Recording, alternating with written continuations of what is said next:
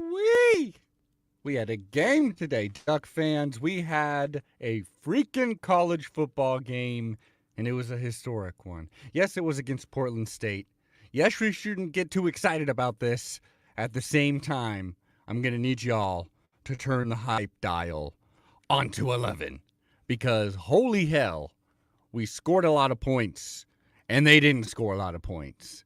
That's all you need going against an FCS program. That's all you need if you're got a whole lot of Duck fans for a week 1 game against Portland State, and that we did. Couldn't be more excited. Couldn't be more excited about the final season of the conference. It should be a very, very exciting last season before we burn this mother to the ground. Let's get into it, shall we? Because I got 12 points. I mean, Ducks had a lot more than 12 points, but I got 12 points I personally would like to make in this Saturday's Quack 12.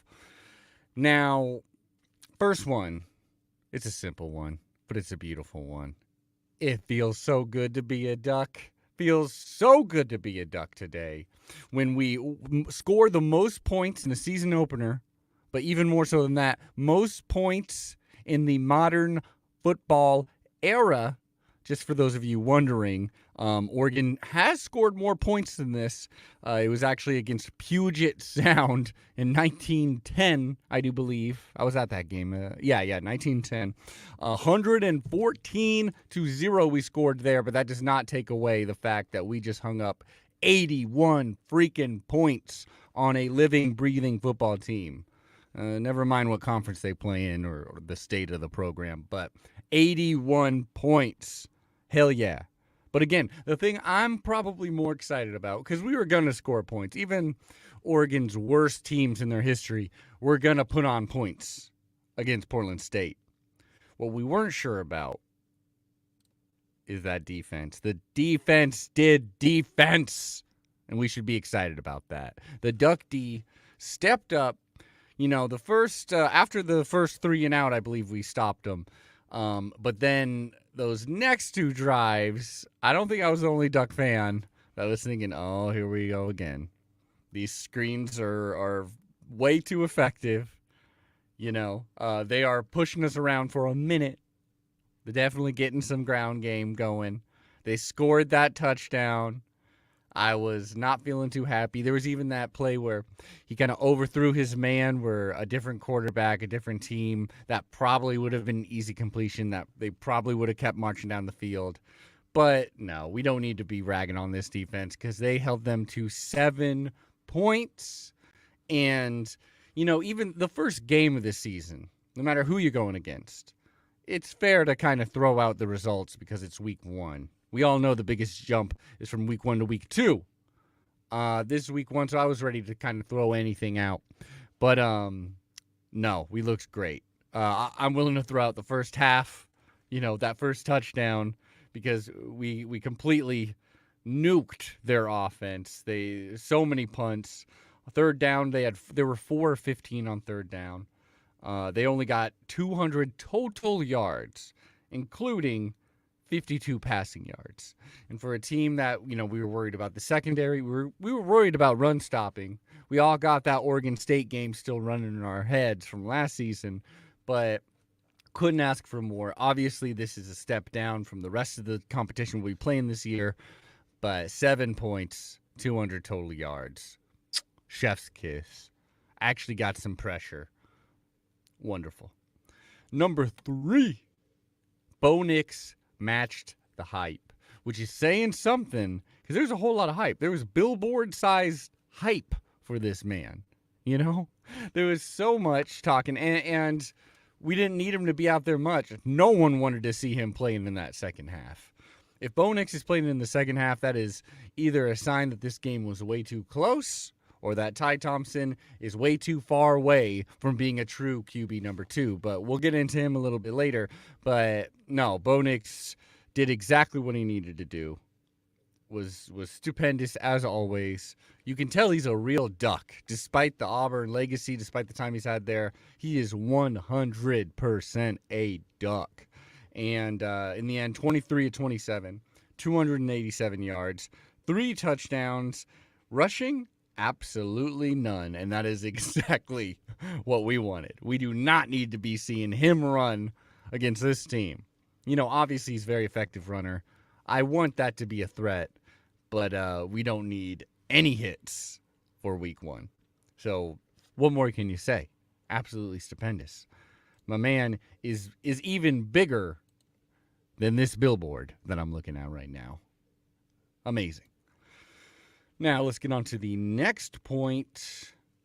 Bucky ran for a buck and change. Bucky Irving also matching the hype, which is saying something because we were really hyping him up too. 4 carries, 119 yards, 2 touchdowns, a 56-yard long, which was just Portland State messing up a little bit, but also it was our blockers just shutting them down, giving him a 12-lane highway to get to the end zone.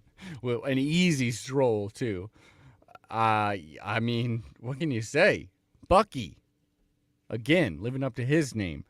Man, what idiots Minnesota was. It doesn't matter. If we had a player and he wanted to be called Harry, if he's good, you don't cut him just because there's Harry the Husky, all right? Keep the player. Let them be called what they're called. Call them by their name, especially when it's as cool of a name as Bucky. God damn, come on.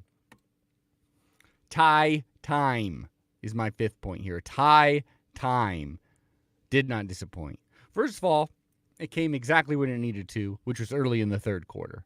We didn't want to see any of Bo Nix in the second half, and we didn't have to. And not only that, we didn't miss him because Ty Thompson, again, this was against Portland State, but looked confident as hell. Looked like he was having fun. He's relaxed. He's ready. Dark horse for Heisman, as they say. Ty Thompson, 7 of 8, 81 yards, 10 average, 1 touchdown. Also, really, he was much more mobile, which is good. You do want a QB to be mobile. It's 2023. We're the Oregon Ducks. We're gonna be running them. Obviously, we have some horror stories in our history of mobile QBs being injured, as does everyone, I suppose. But, yeah, we need that threat. That's truly what takes us to the next level. Ty Thompson looked very good as a runner. Excellent passer, which is what we're all kind of fearing. And any good reps for Ty Thompson is good for our squad. I'm stoked for him. I mean, that was what we were all circling. We're like, if everything's going according to plan, I want to see Ty Thompson in the second half, and I want to see him look good. Not only that, but shout out, because he's not the only QB out there. Austin Novosad, true freshman, also looked, he's playing against Portland State's backups as well, but looks comfortable, got his first touchdown. I love it. Let's get into it. Number 6, pass catchers galore. I know USC is getting all this hype for having such an amazing receiving core. Oregon, they are either a close second or tied first because we just so many options. Troy Franklin, obviously, chief among them, 106 yards, 7 receptions, 2 touchdowns. He's not the only receiver we had with 7 catches and 100 yards and 2 touchdowns. No. Gary Bryant Jr., speaking of USC, Gary Bryant Jr. comes over here, makes an immediate impact, had really good chemistry with Ty, and killed it. Absolutely loved it. We got Tez Johnson. We all know how close the chemistry between him and his brother Bo is. That was wonderful to see. Had a really good post-game presser, too, on the Pac-12 network. Wonderful. Bucky Irving, of course, is also a passing threat. Terrence Ferguson, healthy, looking big, looking dominant. Patrick Herbert even got out there. Got a 23-yard catch. Jaden Lamar, freshman Jaden Lamar. Kenyon Sadiq, good to see him out there as well. Trayshawn Holden looks like he's going to make some big plays for the Ducks at some point. He got a little limpy, but he looked to be fine, honestly. We'll get into the injuries in a little bit. Jordan James, also fun to watch. And then Darian Anderson rounds it out, though barely a catch, really. Couldn't be more excited. Did you guys remember early in the Cristobal era when we just had 0 receiving threats. We had some, but nothing like this. Johnny Johnson III wouldn't be sniffing the two deep in this. And I'm not dissing Johnny Johnson III. I'm just saying. At one point, he was our best threat. Let's get into number 7. Transfers show up big. Huge, even. From season 1 to season 2 of Dan Lanning, there was some roster turnover, which is normal. A lot of it on defense. Obviously, our O-line, too. A lot of them went to the NFL and such, or transferred out. It's all about who you bring in at that point. Is it an overall program plus? Are you hitting on the ones that you're bringing in, even if it's just quality depth? I think we've done well. As I've already mentioned, Gary Bryant, amazing game from him. Trayshawn Holden can hold on to that ball no matter what. Nico Reed of Colorado, he got some playing time. Jordan Birch, he's definitely getting some playing time. He got to the QB a couple of times. I imagine he's just going to get better and better. That's what you hope for. Alongside Brandon Dorless, Trayshawn Holden as well from, I already said him. Kyrie Jackson as well from Alabama. Tysheem Johnson, Connor Sowell, he got a lot of playing time, I do believe. Transfer from Arizona State. Yeah, I'm stoked. Johnny Cornelius on that O-line. Crucially important. And a lot of people were talking about this O-line. Maybe it's going to be a weakness because we lost so much of that offensive greatness from last season. No.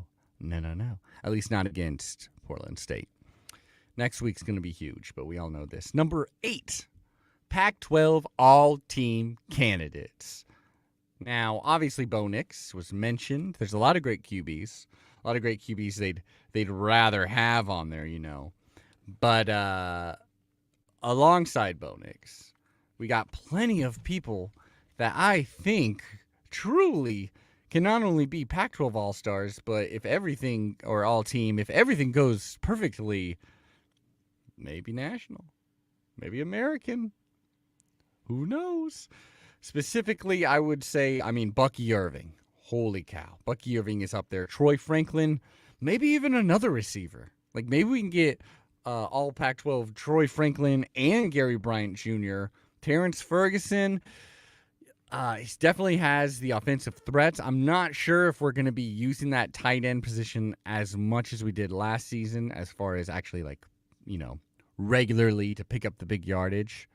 Hopefully we won't even have to, because our running backs are plowing through the D lines and our receivers are streaming down the sidelines. But Terrence Ferguson's definitely one to watch. And I would love to see a linebacker or two, maybe a D lineman. Maybe Brandon Dorless, keep an eye on him. I certainly think he's going to make a lot of noise. And Tez Johnson certainly is the winner in our hearts. Number 9, we won the injury battle, which is just against the general premise of injuries.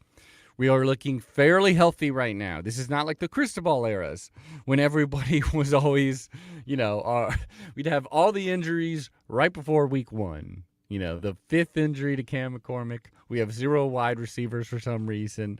That doesn't seem to be the case right now. Obviously, we do have some people that did not play in this game that we would have loved to had. Nishad Strother, for example. Josh Delgado, always a reliable face. Some very promising freshmen like Pomeye or Tuioti. But overall, we are healthy. Knock on wood, knock on wood. That's me knocking on wood.